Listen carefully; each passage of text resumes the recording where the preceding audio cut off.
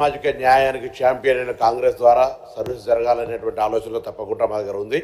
నేను గౌరవ సభ్యులకు కూడా ధన్యవాదాలు తెలియజేస్తాను. ఎప్పుడైనా బలహీన వర్గాల పట్ల కన్సర్న్ ఉండాల్సిందే. కన్సర్న్ ప్రభుత్వం ఏ ప్రభుత్వం ఉన్నా మీరు అధికారంలో మేము అడిగినాం, చేయలేకపోయినా మేము అధికారంలో ఉన్నప్పుడు మీరు అడగాలి, మేము చేయడానికి సిద్ధంగా ఉన్నాం. మా ఆలోచన చేయాలనే ఆలోచనతో ఉందనే మాట మనం చేస్తాను.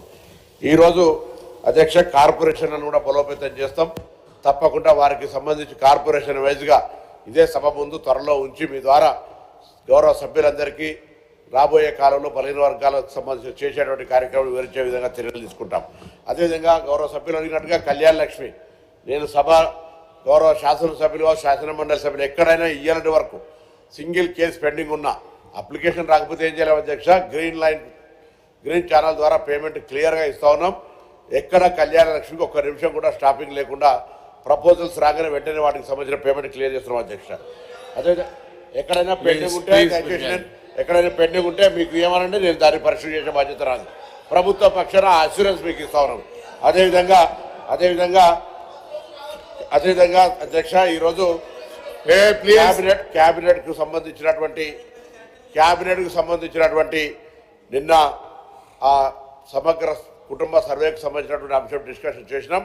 దాన్ని గతంలో ఏర్పాటు చేసినటువంటి సబ్ కమిటీని తప్పకుండా దాన్ని పరిశీలన చేసి గౌరవ సభ్యులు ఆందోళన చెందాల్సిన అవసరం బరాబరుగా గౌరవ ముఖ్యమంత్రి గారు నిన్న కూడా మళ్ళీ ఖచ్చితంగా చెప్పినారు. ఒకసారి సబ్ కమిటీ సభ్యులు కూడా నేను సబ్ కమిటీ దాన్ని ఒకసారి రివ్యూ చేసి సభ ముందు ఉంచుదాం. దానికి అనుగుణంగా సభ ముందా ఊరికే నివేదించడమే కాదు, ప్రభుత్వం తరఫున బలహీన వర్గాల అభివృద్ధికి ఏం చర్యలు తీసుకోవాలనేటువంటి ఒక నిర్దిష్టమైన ఆలోచన ఉంది. ఆ విధంగా సరి అయినటువంటి ఏమైనా ప్రపోజల్స్ ఉంటే కూడా ఇవ్వండి. బలహీన వర్గాల బిడ్డగా తప్పకుండా బలహీన వర్గాలకు న్యాయం చేయడానికి కాంగ్రెస్ పార్టీ మరొకసారి చెప్తాను, సామాజిక న్యాయానికి కట్టుబడి ఉండేటువంటి పార్టీ సభ్యుడిగా బరాబరుగా కార్యక్రమం తీసుకుంటామనే మాట మనం చేస్తాను. అదేవిధంగా ఆత్మగౌరవ భవనాలని మొదటి సంవత్సరం కూడా చెప్పిన అందరూ కూడా సంఘ భవనాలకు సంబంధించిన సభ్యులు వచ్చినారు. అధ్యక్ష ఆ స్థలాలు కేటాయించినారు కానీ ఊరికే కాగితాల మీద జీవులు ఇచ్చినా ఎక్కడ కూడా నిధులు కేటాయించలే. తప్పకుండా ఈ ఆర్థిక సంవత్సరంలో ఆత్మగౌరవ భవనాలకు స్థలాలు ఇచ్చినన్నింటికి కూడా నిధులు కేటాయించి ఆ భవనాల నిర్మాణానికి కూడా 100%గా సభ ముందు నేను ఈ మాట గౌరవ సభ్యులందరూ కూడా తెలియజేస్తాను అధ్యక్ష. అదేవిధంగా విదేశీ స్కాలర్షిప్లు సంవత్సరానికి 300 ఉండే, 2 సీజన్లకు కలిపి 300 ఉంటే వాటిని అందరం కూడా కలిసి 700కు పెంచుకున్నాం. ఇంకా వాటిని పెంచే విధంగా చర్య మీ కార్యక్రమం రూపొందిస్తాను అనే మాట మనం చెప్తాను. అదేవిధంగా పెండింగ్ బకాయిలు ఉండే అధ్యక్ష 300 నేను మహాత్మా జ్యోతిబా పూలేకి సంబంధించినటువంటి విద్యా సంస్థలకు చూస్తాను. 327 ఇన్స్టిట్యూట్స్ ఉంటే 26 మాత్రమే సొంత భవనాలు అధ్యక్ష. కిరాయిలు బకాయి ఉంటే నేను మంత్రి అయిన తర్వాత దసరా సెలవుల తర్వాత వాటిని ఓపెన్ చేయడానికి కూడా తాళాలు వేసుకుంటే నేను చెప్పిన జాగ్రత్త అని చెప్పి మళ్ళీ వాటిని ఓపెన్ చేసి పేమెంట్ కట్టినటువంటి పరిస్థితి అధ్యక్ష. ఇలా మా కమిట్మెంట్ ఉంది. రైట్ జాప్యం జరుగుతున్నట్టు గతం చేసినటువంటి అప్పుల కారణంగా ఇంకా నిధులు కేటాయించాల్సిన అవసరం లేదు. మేము కూడా మా పార్టీలో గొంతులకు బరాబరుగా పార్టీలో ప్రజాస్వామ్యం ఉంది. మా ప్రభుత్వంలో బలహీన వర్గాలకు న్యాయం చేయాలని అడుగుతా ఉన్నాం. బరాబరుగా చేసి చూపిస్తామనేటువంటి మాట మరి చేస్తా ఉన్నా.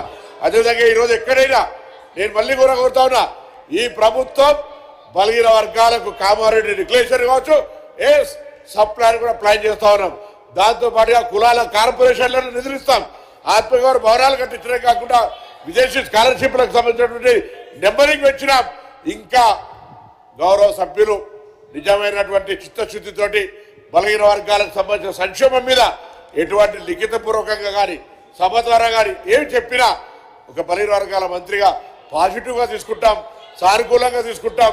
తప్పకుండా అది క్రిటిసిజంగా చేస్తే ఒకసారి మళ్ళీ గతంలో ఎంత నిర్లక్ష్యానికి గురైందో మల్లన్న గారికి తెలుసు, పెద్దలందరికీ తెలుసు. కాబట్టి నేను మరొకసారి ఈ ప్రభుత్వంలో మేము ఒకవేళ చేయకపోతే కూడా మా నాయకుడు బలహీన వర్గాలకు సంబంధించి ఏమైందని అడుగుతారు. కాబట్టి తప్పకుండా 100%గా గౌరవ ముఖ్యమంత్రి గారి నాయకత్వంలో క్యాబినెట్ యావత్తు బలహీన వర్గాల సంక్షేమం కొరకు ఆలోచన చేస్తూ ఉంది.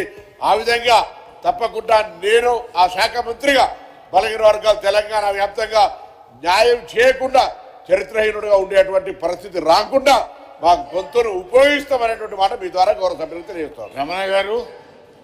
రమణ గారు అధ్యక్ష ధన్యవాదాలు అధ్యక్ష.